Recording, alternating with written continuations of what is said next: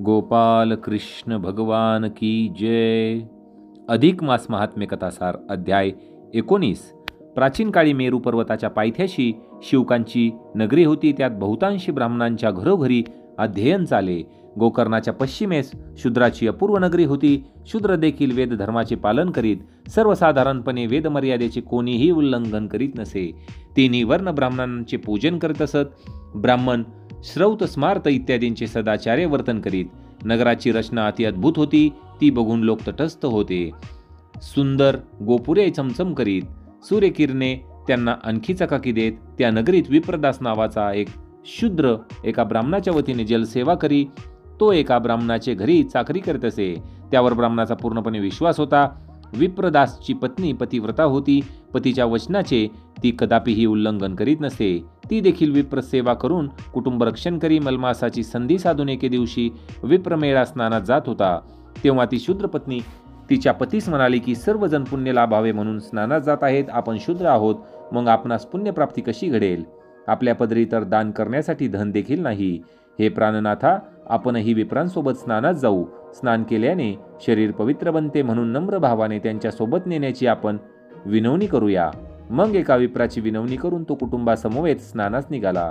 यात्रा समुदायासोबत ते दोघेही गोकर्ण क्षेत्री पोहोचले. गंगा जलप्रवाह दृष्टीस येताच लोक ती अपूर्व शोभा पाहात. गंगेच्या पात्राचे दर्शन होताच त्यात स्नान करण्याची इच्छा निर्माण होते. यात्रेचा कालावधी 1 महिन्याचा होता. सबंध महिनाभर लोक स्नानदान विधी करतात. शूद्र देखील पत्नीसोबत स्नानदान करीत असे. शिवभवानीचे बेलपुष्पाने पूजन करीत असे. दोघेही रानात जात लाकडे गोळा करून आणीत. त्यांची विक्री करून पैसे साठवीत. त्यांचा हा नित्याचा क्रम होता. शूद्र दाम्पत्य दिवसा मौन राखून उपवास करीत.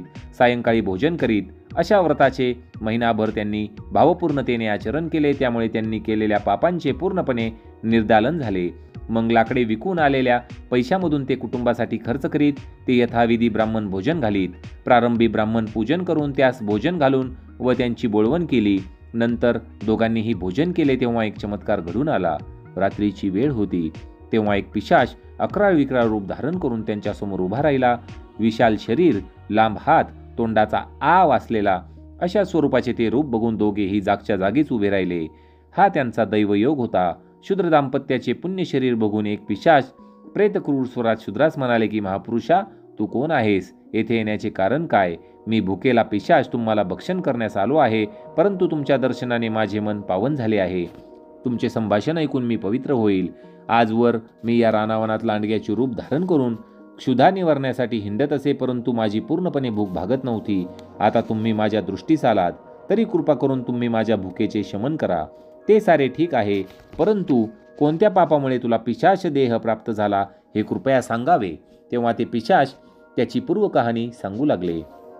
पूर्वाश्रमीचा मी शत्रज वंशी पराक्रमी राजा. माझ्या पराक्रमाच्या तेजाने शत्रू पायातळी जाई. मला बघता सर्व राजे यवन मंडळी थरथर कापत. पापाचे मला भय नव्हते. देवधर्म मी कधीही केला नाही. मग माझ्या पदरी पुण्य तरी कुठले असेल? मार्गी जाणाऱ्या लोकांच्या वस्तूंचे मी हरण करी. माझ्या पापांना तर काही गंतीच नाही. परद्वारा भोगून मी अमाप सुख भोगले. प्रजेची नागवणूक केली. त्यांचे पाप म्हणून मला क्षयरोग झाला. त्या योगे मला मृत्यू आला. यमदूतांनी माझा बराच छळ केला. अशी माझ्या पापाची कहाणी आहे. दानधर्म, तीर्थपर्वणी, अतिथी, अभ्यागत मी स्वप्नातही बघितले नाहीत. पदरी धन असून मी तीर्थदाने केली नाहीत, म्हणून माझ्या आयुष्याची दोरी लवकर तुटली. अघोरी नरक माझ्या वाट्यास आला. स्वधर्म आचरला नाही.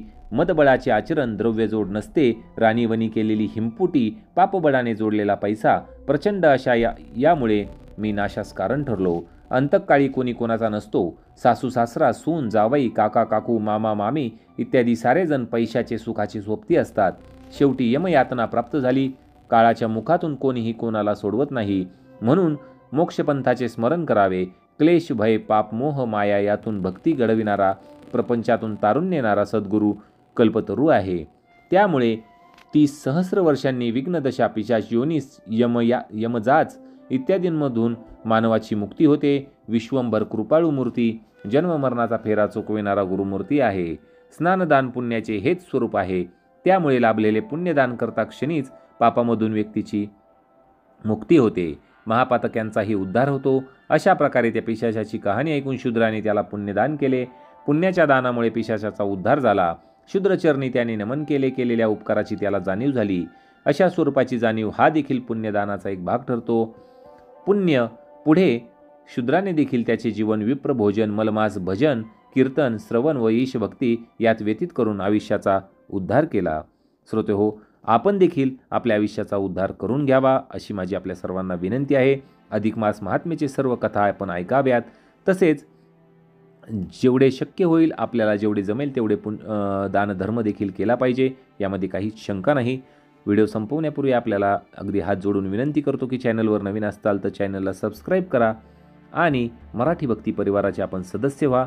लवकरच आपले शिवलीलामृत आणि गरुड पुराणचे देखील वाचन चालू होणार आहे. नवनाथ कथासारचे देखील वाचन चालू होणार आहे. त्यामुळे आपल्या मराठी भक्ती परिवाराचे आपण एक सदस्य व्हावे अशी माझी आपल्याला विनंती आहे. धन्यवाद.